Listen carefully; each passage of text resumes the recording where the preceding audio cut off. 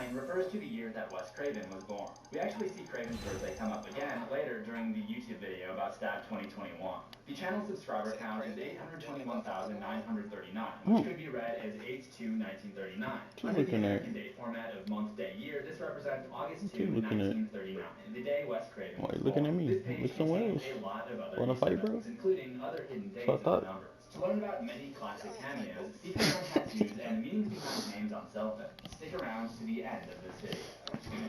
I love you though. Oh, see?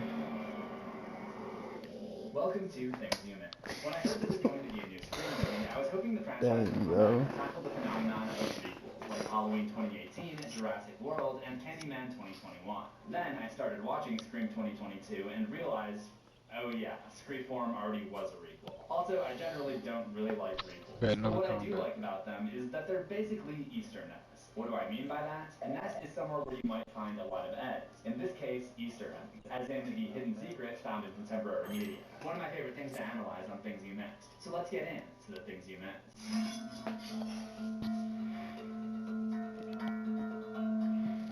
Each entry in the Scream franchise serves as a satire of the horror genre, and sometimes of media franchises as a whole. As you are very aware of if you've seen my previous videos on Scream, Scream 2, Scream 3, and Screamform, there are a few franchises that they'd like to use as a blueprint of sorts. First, there's Halloween, the movie shown in the first Scream, which served as an example of horror movie rules. Then there's Star Wars, which was most heavily discussed in Scream 3 when the characters were trying to figure out the rules for trilogies. Finally, there's Scream, which also exists in universe where it's known as the Stab franchise. So many things that happen in Scream 2022, from bigger plot points to little moments, are callbacks to things that have happened in the Scream franchise, which is also fitting for a requel because these movies often share the concept of it's happening again. So for the third time in franchise history, it starts with a phone ringing, then a female picking it up and speaking to an anonymous caller, then so can I turn on the air conditioner? I can't do that tonight. She's attacked by Ghostface, and she takes her attack right now. A group of friends discusses the attack the next day, and while sitting outside of Woodsboro High School, you do whatever you feel like you do whatever you feel like right now. Live on sleeping together, Thank like you. Sydney and Billy in Scream, and in high school cancels classes, just like in Scream. But did you notice who the new principal was?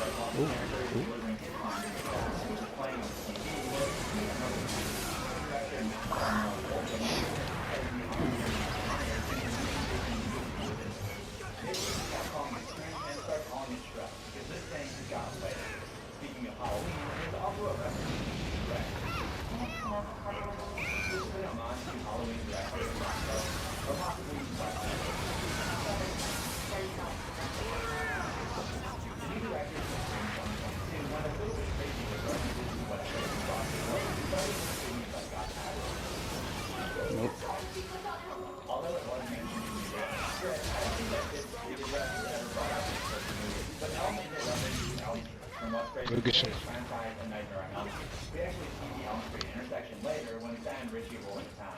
Then, when we're reintroduced to Dewey, you can see his list of cell phone contacts if he calls at the right moment. One of his contacts is Chrissy, probably a reference to Margaret from A Nightmare on Elm Street 3 and 4. Chrissy is played by Patricia Arquette, the real-life sister of Dewey's actor, David Arquette.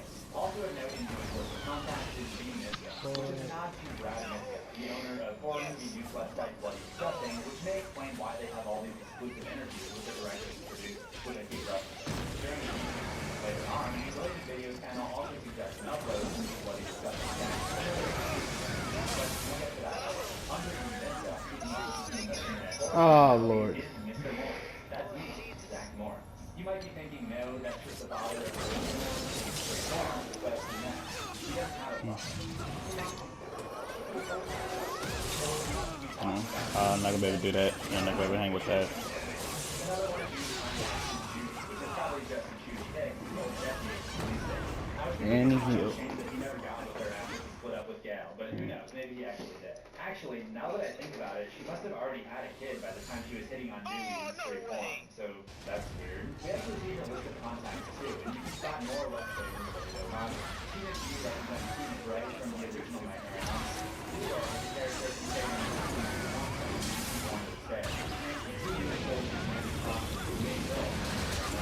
the Adams is Brandon Adams, the actor who played Fool in The People Under the Stairs. Under her son, there are 3 deputies listed. Deputy Vincent and Deputy Barney are actual characters in the movie. Deputy Keith is not. I'm guessing this is a crew reference Easter egg because the movie's... No, they got it back. Damn.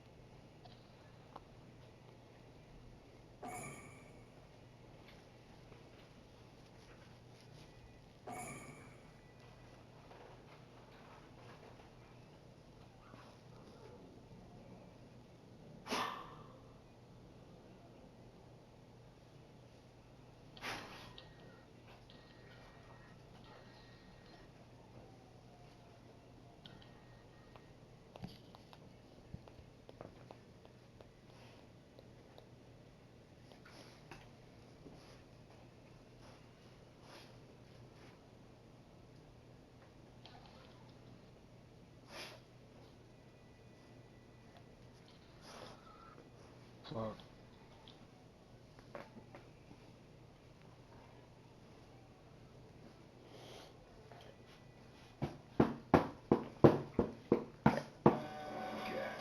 Tickets now. Send them all. Black Adam. Switch now and get the new Google Pixel 7 Pro on us. Only from the network America relies on. Verizon. Live, the rich and dead. Problem is that Tommy tried to avoid trouble, but trouble found him. In September of that year, Tommy went back to work, and after a few fares, takes a coffee break. He sat in his cab when 2 mobsters turn up with baseball bats and start smashing up his cab and beating him. He shuts one of them and runs off. He heads straight to Salieri's bar, sees Paulie and Sam outside. Sam and Paulie address the 2 as Dino and Lou. Sam says Tommy is the Don's favourite driver. Dino and Lou says they're not leaving empty-handed, and Paulie emerges with a shotgun, and Dino and Lou back off. They thought. No, that's not. In the video, but we should at this point try and mention the 2 crime families, Salieri and Give it! discuss a little bit of background. Before the Salieri and Morello crime families were established, the Dons, Ennio Salieri and Marco Morello, were actually really Can I get my friends. stuff now? They both served as a capo regime, or capos, kind of like a protege, under the mob boss Felice. Roxy, bring it here. Until 1921, Oreo, bring it here. gone wrong. The death of the Don caused a split in the Capone crime family, and Ennio Salieri Oh my god, I can't get it. separate ways and established their own crime families, controlling different territories in the city. Throughout the 20s, both families would take advantage of the prohibition by operating bootlegging rackets in the city, but Marco Morello's crime family would grow to be a lot more powerful than Salieri's, and with the Great Depression and everyone being affected by the lack of money, corruption and violence, Morello, due to his power and influence, I can't get it. had most of the city's cops, judges and officials in his pocket.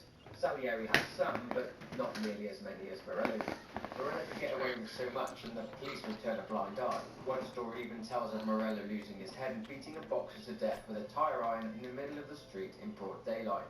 There was also some speculation that Salieri and Morello were responsible for the death of their Don, and this is confirmed through a later conversation between Morello and his brother. Anyway, let's get back into the story. Paulie and Sam take Tommy to meet Don Salieri, and he offers a small loan to Tommy for the damage done to his cab. Tommy said he's not interested in the loan, but he just wants a shot at Lou and Dino. Salieri permits this as he says Morello's goons can't rough up people in his neighborhood without consequences. Paulie and Tommy go to visit the gunsmith of the mob, Vincenzo Ricci, who supplies them with Molotov cocktails. They then go and see Ralphie, the mob's mechanic, who sets They them up can't with a win the vehicle. lobby. Tommy and Paulie arrive at the bar and torch the gang member's his car. They get back to Salieri's bar and Don Salieri is overjoyed at the thought of a mad Morello. Because according to Salieri, he says that a mad Morello is a stupid Morello, and he formally invites Tommy to join the family. Before we proceed, let's talk about Tommy's early life. Tommy was himself born in Sicily in the year 1900.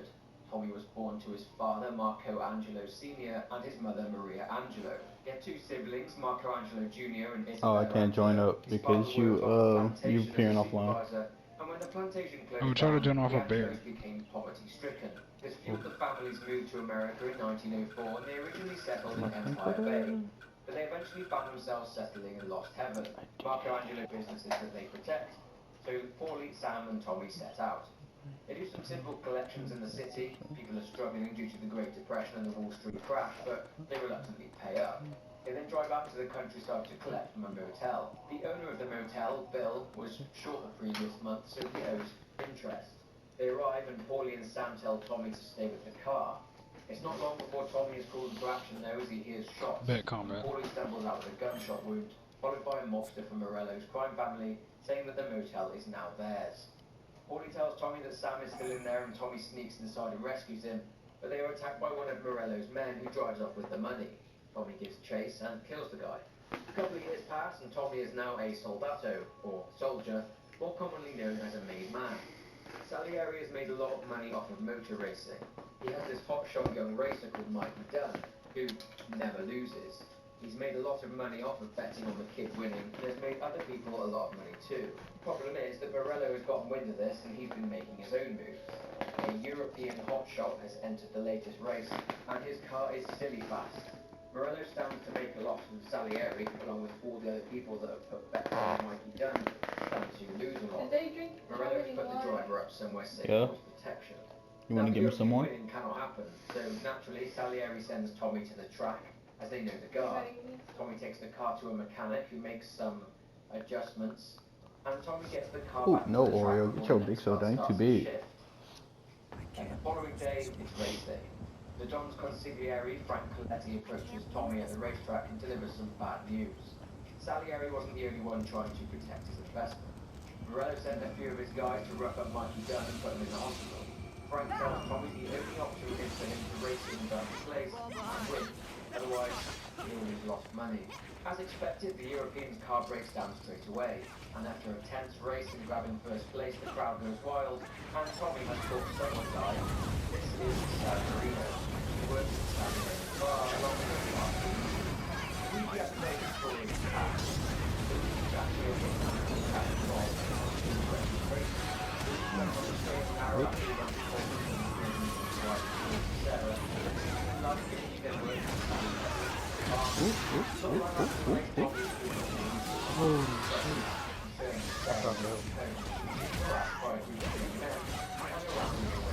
Luigi asks Tommy to walk her home as a favour, which Tommy agrees. It's a nice evening for a stroll, and after some small talk they arrive. Sure enough, the gang are there. Tommy's friends and determined to harass Sarah. Tommy tells them to back off, but they mention that they know who works for them. They didn't care at all.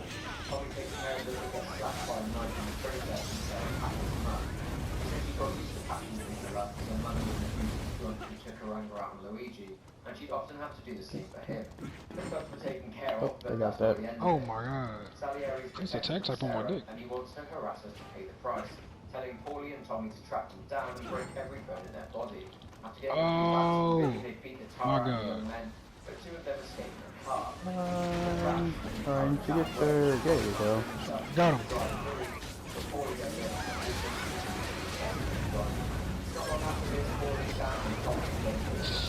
Ah, shit.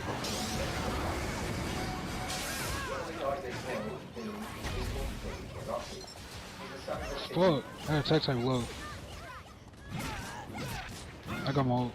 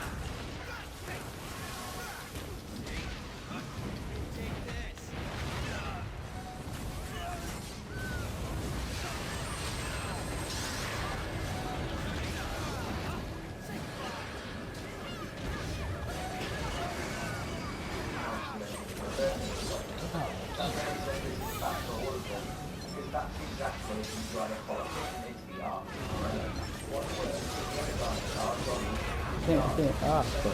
Ooh.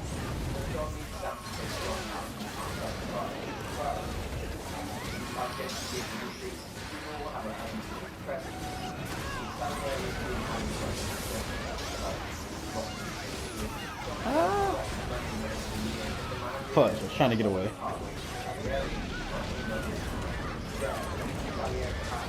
Explosion whilst the funeral is taking place.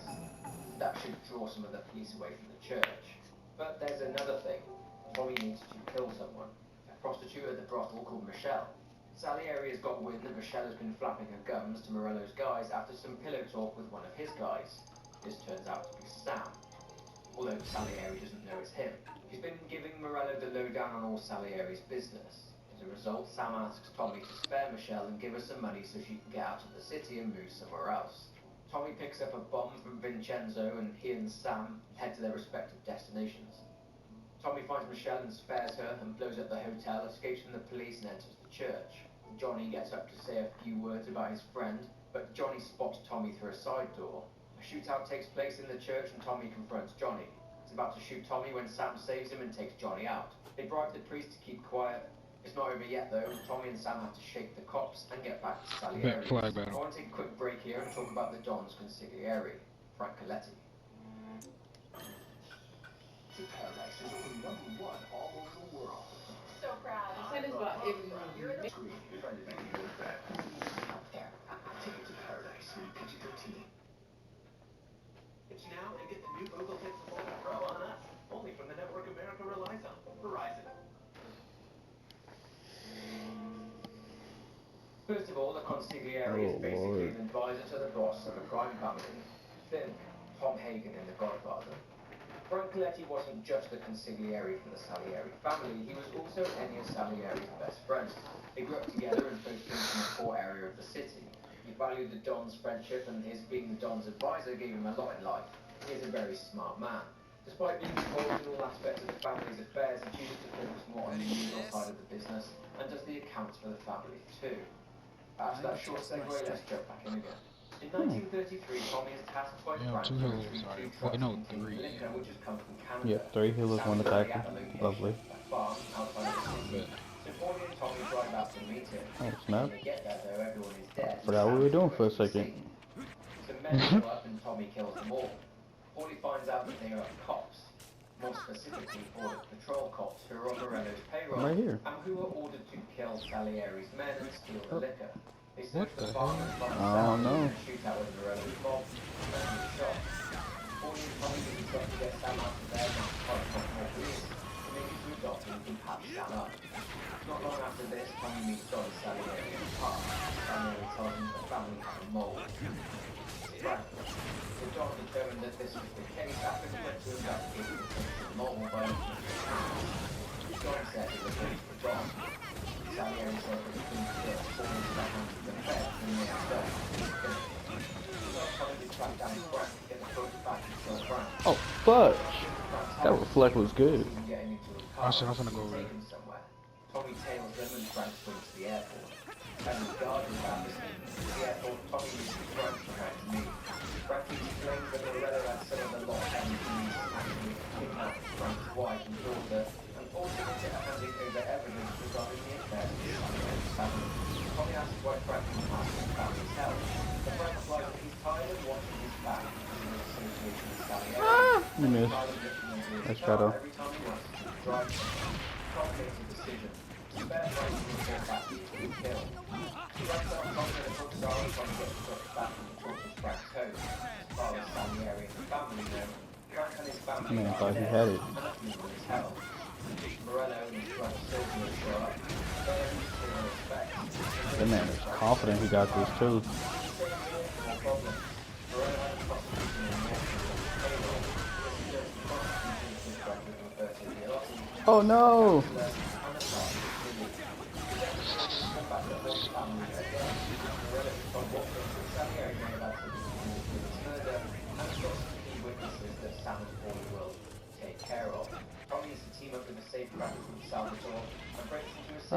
Come on.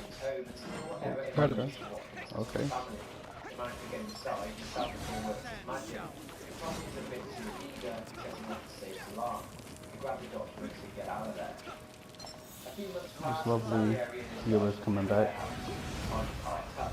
The one are having to sell those to their inventory to make payroll. Well, all you come to the rescue is one study area of potential dealers who use bootleggers who produce whiskey. They've been in partnership with Morello, but Morello is already twisting their arms and they want out. They will have to make it look like a robbery so the bootleggers can go back. What is she doing away from him? Waiting for me to. Forcing them into the partners. Family needs a deal to replace the Canadian supply number at Morello Canadian back at the bar. Salieri goes for it. That's what I thought. Take along the Don Juan Carlo. They will need parking garage. It all goes well. That is until Morello and Don turn up. They make it out of the parking garage and then they release them to Salieri's warehouse. Salieri approves of the whiskey and the partners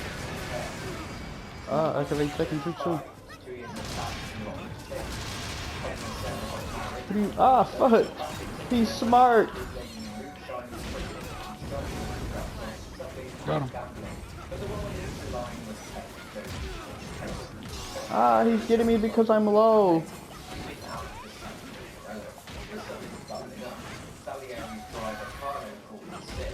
Bro, back up. That bro's hungry for this kill right here.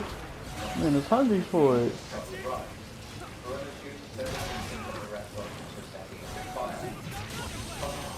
Oh, I'm stuck. I'm dead. Yeah, that's dead right there. Oh.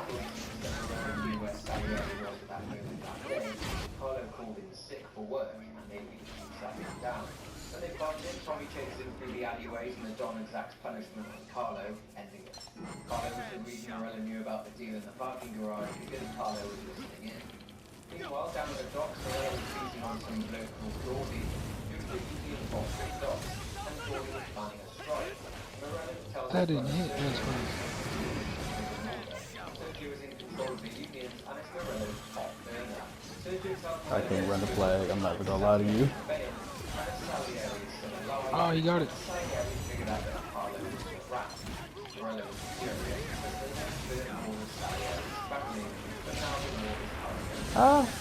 I got it. Oh my gosh, get retrieval. Hey, look. I know you don't like me because I'm black, but it's okay. Oh, that's... Dang, this man is on my dick.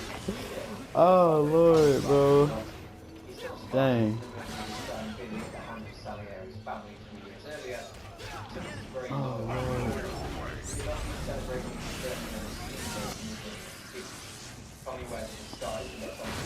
Got him. Ooh, Lord. Tommy then gets to a vantage point and shoots and kills a lot. However, yes, Tommy needs to get to Sam and Paul, but he needs to avoid both so he can make an escape. One evening, sometime later, Sam and Vinny are chasing Morello's brother Sergio. Sam and Vinny crash and Sergio gets away.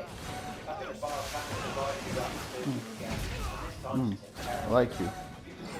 following the dog, he allows a lot of imports to come into Lost Heaven for his brother. They think that by taking him out, they'll wipe out a lot of money. Their plan is on harder. Vinny gives it to Tommy. How you doing, Tony? Started with Tommy back to the boss successful. Oh, shit. Sergio isn't hurt. White is.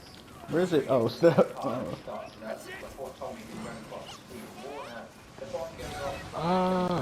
Fuck. Tommy calls Vinny and Tommy books it out there to with Sam, who has spotted Sergio in the rest. Oh, Lord. Sergio escapes. Tommy is chased by the chases Sergio to the dog. We're a lot. He was smart. I can't hit him. Oh, snap. Oh, snap. Dang, right when I just got it. Where is it?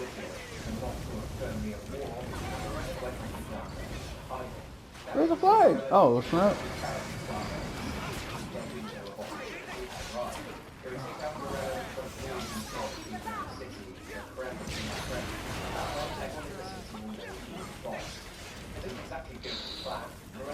Got it! Whew. Oh, Lord. Tommy shoots out the plane's engines and they have to tail the descending plane and get to Morello before his guys do. They find the plane in Morello, and he's in a sorry state. They finish, the war is over. Morello was his friend at the end of the day, but business is business. 3 years later, in 1938, business is fairly good for Salieri. Tommy is paying his dues, but he pays part of Paulie's too. Salieri tells Tommy not to pay his tab ever again. That's Paulie's responsibility. Anyway, to business. There's a new threat, a new governor. He's threatening to come down hard on Salieri's businesses. The governor needs to be taken care of, so Tommy needs to enter an old derelict prison, go to the tower, and take him out using a sniper rifle. He completes the hit, but police end up swarming the place, but Tommy manages to evade them and gets back home. The following morning, Tommy and Sarah talk. Apparently the governor Tommy killed was instrumental in passing the 19th Amendment, which gave Sarah and all the other women in America the right to vote. Tommy seems to be having doubts about the life. At the bar, a meeting is called, and Salieri has got a load of cigars coming into the city that have been impounded by customs at the docks. Tommy comments that it seems a bit small time for them. Salieri mentions that the cigars are just a cover for a shipment of diamonds. The feds haven't found the diamonds, so they need to be quick. During the trip to the docks, Paulie reveals that he has plans. Big plans. He wants to pull a bank job.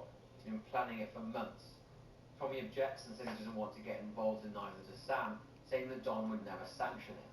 Paulie says that they just shouldn't tell the Don, but Sam and Tommy still don't want to get involved. They get to the docks and steal a customs truck, and Tommy is tasked with sneaking into the warehouse and finding the cigars. He does, and they load them onto the truck. But the alarms go off, and the cops have set up roadblocks in the area. They evade the roadblocks and drive back to the warehouse, but they're in for a shock. One of the crates broke open, and the contents aren't what they expected. There are no diamonds, but there are drugs. The Don essentially lied to them. He arrived and all play dumb. Nonetheless, they are all annoyed they put their necks on the line for drugs. Paulie is more annoyed, and this reinforces his desire to carry out the bank job that he's been planning. On the train ride back, Paulie opens up to Tommy and says that he's getting older and has nothing to show for. Oh, there you go at the top. He's tired of getting shot at, and it's wearing him out. He wants to leave the life and start his own pizzeria, but he needs to learn to do that and get the bank job. So, Tommy can't let him I'm a tripping. Oh Lord, wait a minute.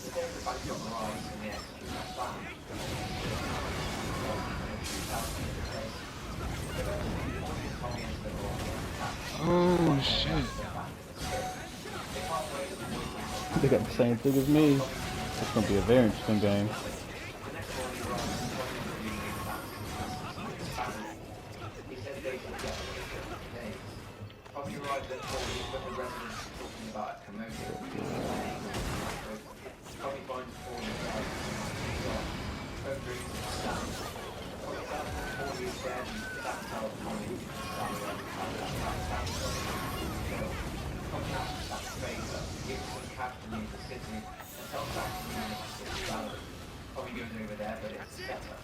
Sam is there with some of Salieri's guys, and he's sent by Salieri.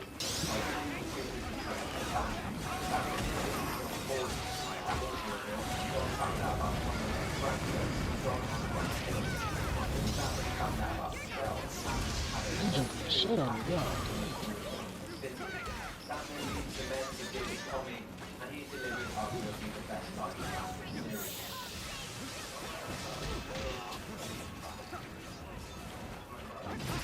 Tommy brings three to his Salieri's guys down. Yep, that's how they gonna do it. Right as I activated it too. That was clever. I ain't even gonna lie. I can't even do anything. They trying to make sure I'm down. Shit. Yeah, I can't even do anything about that. Dang. They got these. Ah, fuck. Detective Norman has doubts about believing what Tommy has to say, but Tommy reminds him of what this could mean for his career. In exchange for Tommy's testimony and a shortened sentence, he testifies against the people he once considered family, and around 80 gang members were put on trial, including Shit.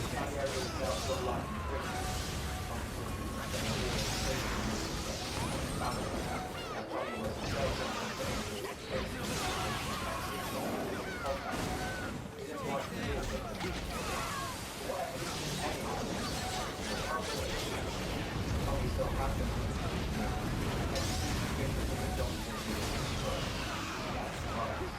And then in 1946, Tommy Angelo was released from prison, and he and his family moved to live in a residential suburb in the city of Empire Bay, where he took up a job working as a cab driver and he and his family got for a living. I knew it was coming. I knew it was coming. I got hit by that ultimate. Fudge. Empire Bay. In the year 1943, Vittorio Antonio Scaletta, or Vito, is making ends meet and is committing petty crime alongside his childhood friend Joe Barbaro. They're robbing a jewelry store and are spotted by a police officer who chases them. Vito ends up getting pinched, and Joe gets away with the jewelry. America is in the throes of World War II, and they were looking for recruits that could speak Italian and could help with the invasion of Sicily. Vito was given the choice of going to prison or joining the army. So the latter. Before we go any further, let's look into Vito's early years and how he ended up in America.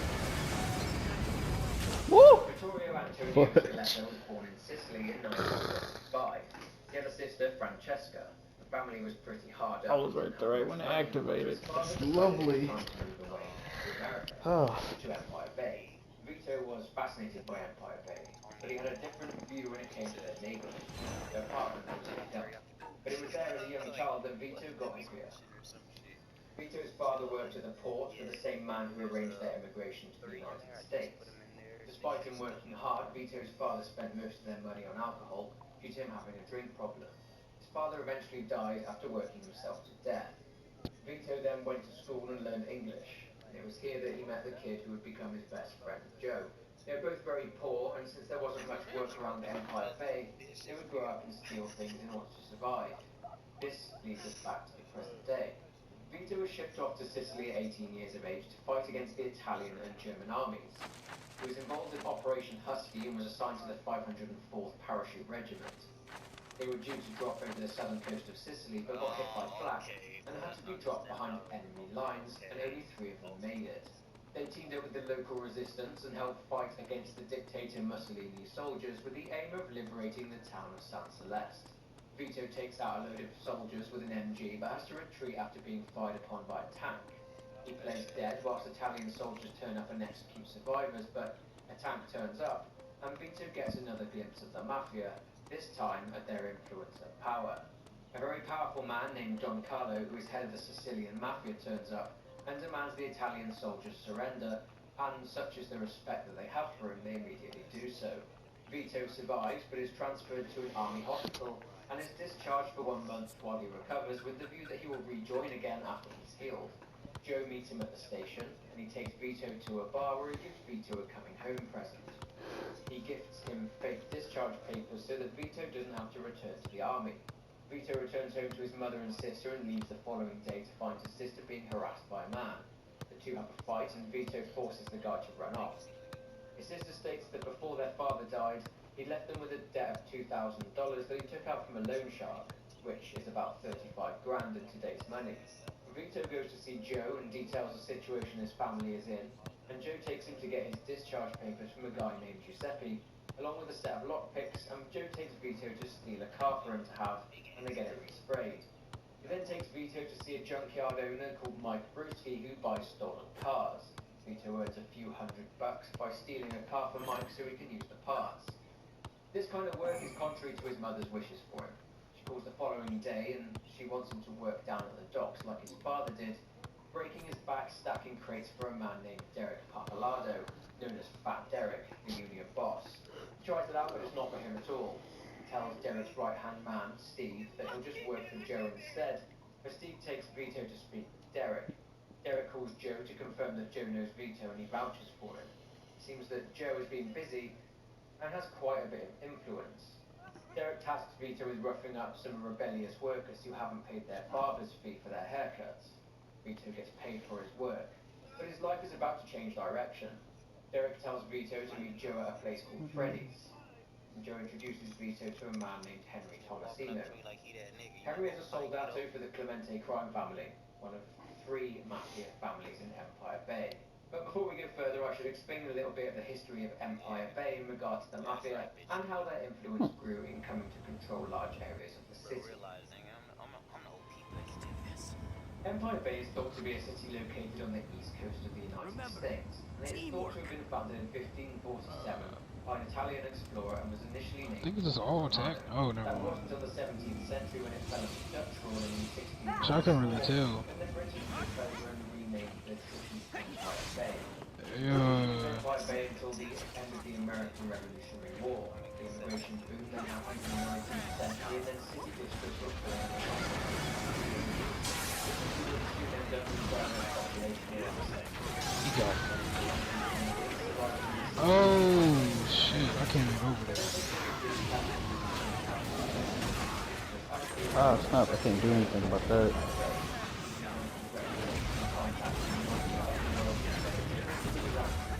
Oh, shit.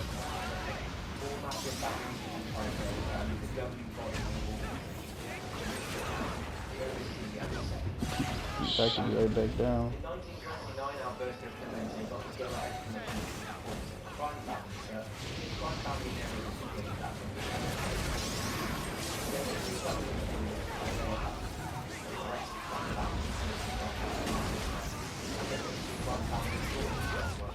God damn. At some point during the 1930s, alcohol Fudge, I couldn't do anything about that. and the Moretti and Vinci families went to war over what was left of the money-making opportunity.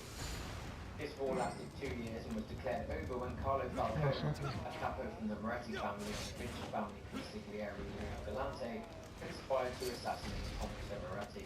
He placed a bomb under his car and the hit was a success. Falcone assumed control of the Moretti family's operations and planted the car for his crime family. The Moretti era was finished. But at the time of the game, God damn.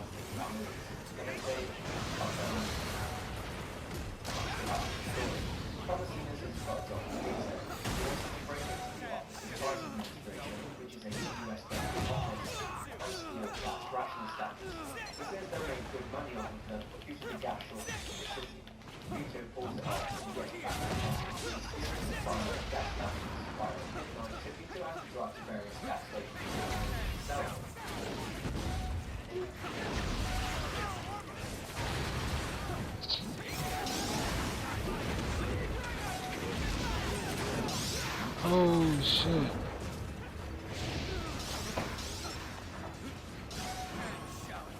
Ain't no way.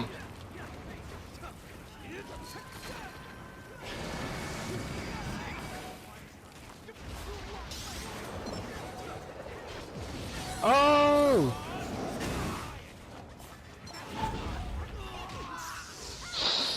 Ain't no way. I'm finna die, I'm finna die, I'm finna die, I'm finna die.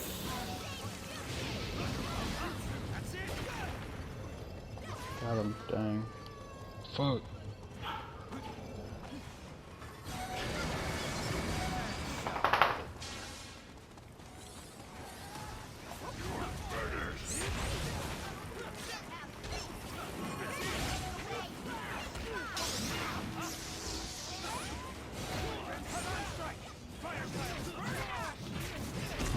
Ain't got time for that.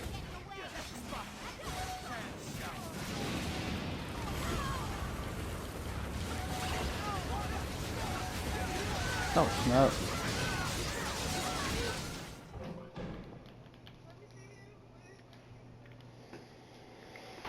And finesse you, we're in the lobby.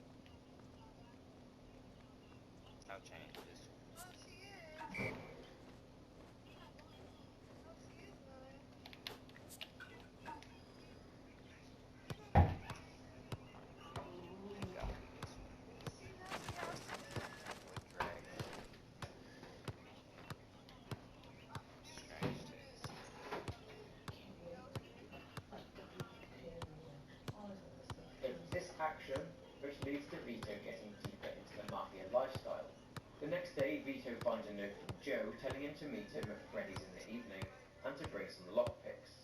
At Freddy's, they meet with a man named Luca Marino, who is a capo for the Clemente family. He tasks Vito and Joe with getting some money back from a jewelry store owner who borrowed the money from Clemente to open his store. Vito and Joe's job is to rob the store so they can claw back the money that way. During the robbery, though, Vito and Joe are interrupted by the O'Neill gang, an Irish gang who tell the pair that they are robbing the store, and they tell them to leave. The police turn up though, and Vito and Joe make off with the jewelry. They have a shootout with the cops, and Vito and Joe escape. The job was a success. But success brings more work, and Luca this time tasks Vito and Joe to deal with a man named Sidney Penn, a man who runs a distillery and who is refusing to share his profits with Clemente. What's more is that he's blackmailing Clemente, threatening to turn over crucial evidence against Clemente if he attempts anything. Luca says that if they pull the job off well, he'll see that they get accepted into the Clemente crime family, but they both need to pay him $5,000 initiation first. Each. Vito, Joe and Henry take care of Sidney Penn, but Henry is shot and bleeding out. They drive him to a mafia doctor named El Greco. The job was a success, and Vito has the $2,000 to pay off his family's debt. He gives it to his sister to pay off the loan shark. On February 26, 1945, Vito is leaving Joe's apartment when he's grabbed by 3 police officers, and they arrest him for the illegal distribution of federal ration stamps.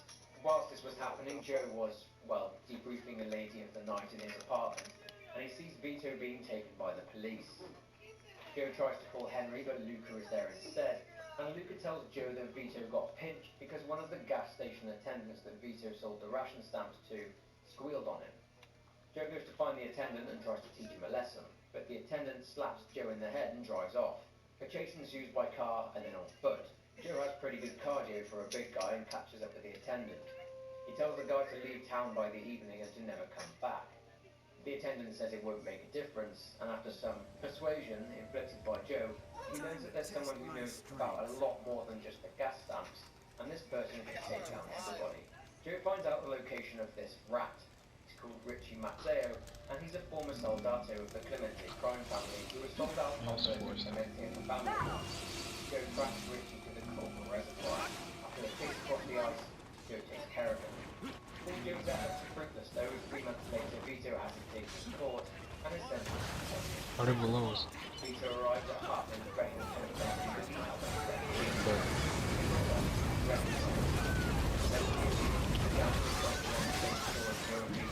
I'm taking range.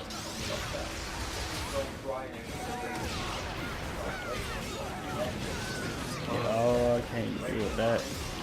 I can't manage against that one. Them goddamn claws. Oh shit!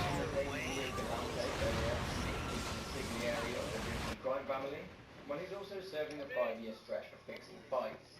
Vito and O'Neill have a fight in the yard, and he is intention of Vito to protect him and teach him how to fight. A bit of crime to his prison sentence, Vito sees a gift. The 2 5-year-olds who step into the store, Vito is to that, and he's not the one to get it out. He's not. This cat flies over Vito to the car again and kills him. That's so bad. This stage was not to go to the field. We're able to see them, the mafia, how the back of the field. Oh my god.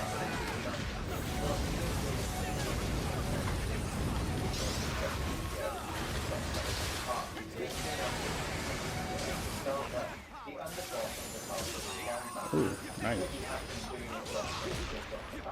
That attack's like low. Got him. Dang.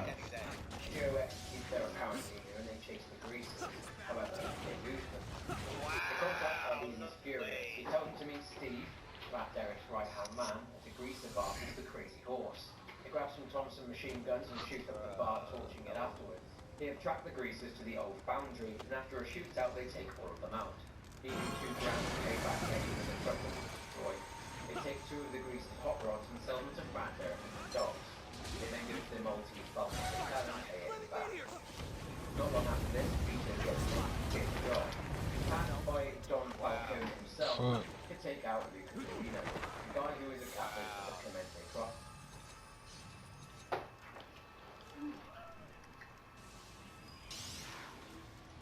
Think again.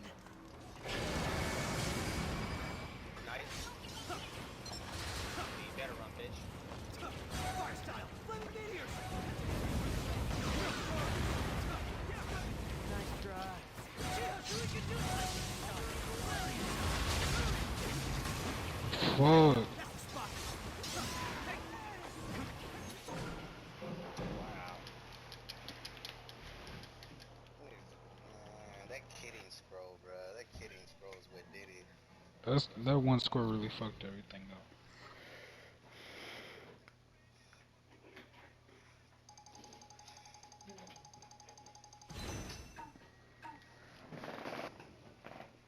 Damn, that shark is fucking the back of their boat up. I'm family. The guy who gave him the job of robbing the jewelry store. You see, Luca has been making waves and has been trying to take over the Falcone family's drug operation. He kidnapped 3 of Falcone's men with the intention of torturing them. Vito gets there and Luca has already killed one of the men, but Vito manages to save the other 2, and after a tense gunfight with Luca's crew, Vito eventually kills Luca. Not long after, Vito is told to wear a nice suit, because something big is about to happen. He meets Eddie and Joe, the Maltese Falcon, and Joe reveals that Mr. Falcone is going to bring them into the family that evening.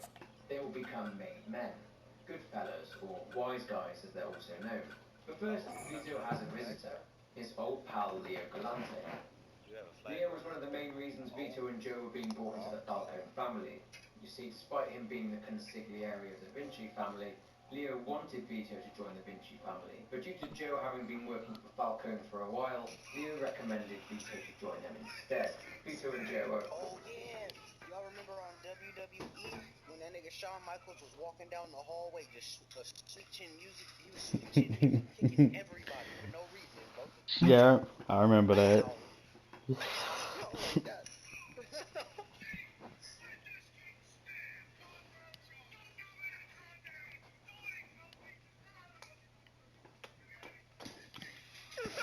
Papers flew everywhere.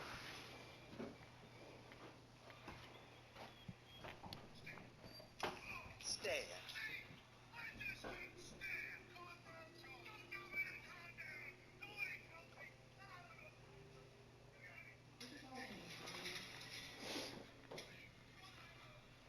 Triple H and Shawn Michaels were partners for a long ass time.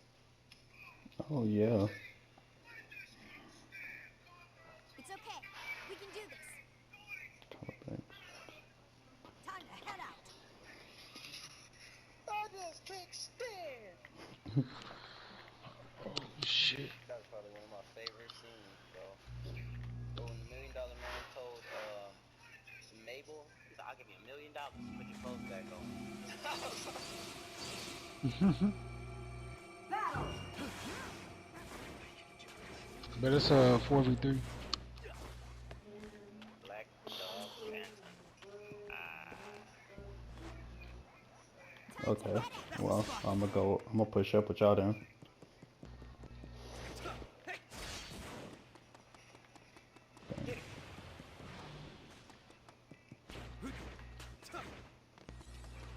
Looks like only 2 of them is going back there to attack the flag.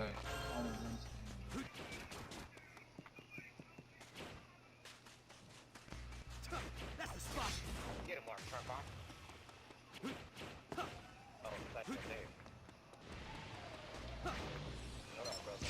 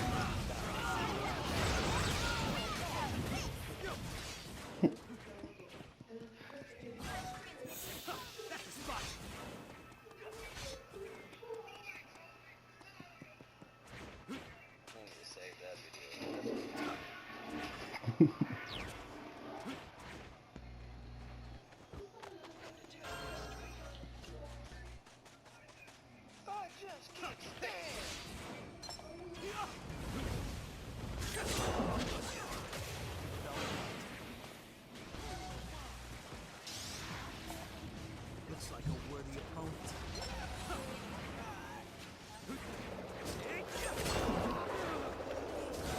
Alright, no.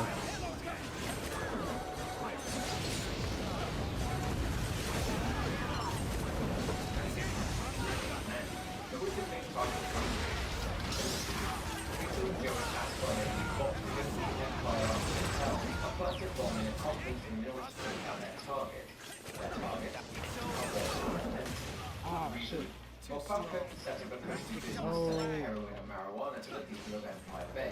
Clemente wants to perform and ended up stealing a load of Clemente's customers. So, Falcone reacted. Vito and Joe enter the hotel disguised as janitors and manage to infiltrate the top floor. They plant the bomb and wait on a window cleaning platform for Clemente to enter the conference room. They detonate it, but Clemente isn't killed. Even better. Vito and Joe to enter the building to finish Clemente. They fight their way through the hotel and chase Clemente through the streets of Empire Bay. They finish him, therefore releasing his grip on Falcone's drug operation. Sometime later, Henry Tomasino approaches Vito.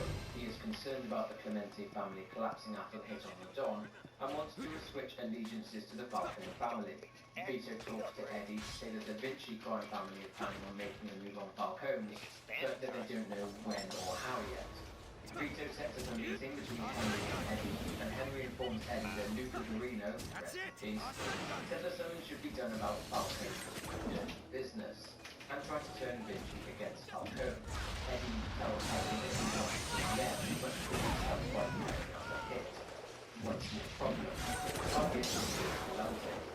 Naturally, Vito and Leo refuse to take part in the hit. Sorry for stealing the kill. Henry will be on his way to take Leo out. Vito goes to warn him. He gets there just in time as Henry and his guys arrive and Vito and Leo hide. Henry discovers them though and they go to the kitchen. Vito reluctantly leaves Henry and Leo. Vito hears a gunshot and fears the worst. But Henry walks out and tells Vito to Leo. He and Henry made a deal, but Leo has to disappear to leave the city for good. Vito drives Leo to the train station and Leo sets out for Lost Heaven. Back at home, Vito's past catches up with him. Out for revenge after Vito killed Brian O'Neill, the gang under new leadership arrive at Vito's and Torch's place.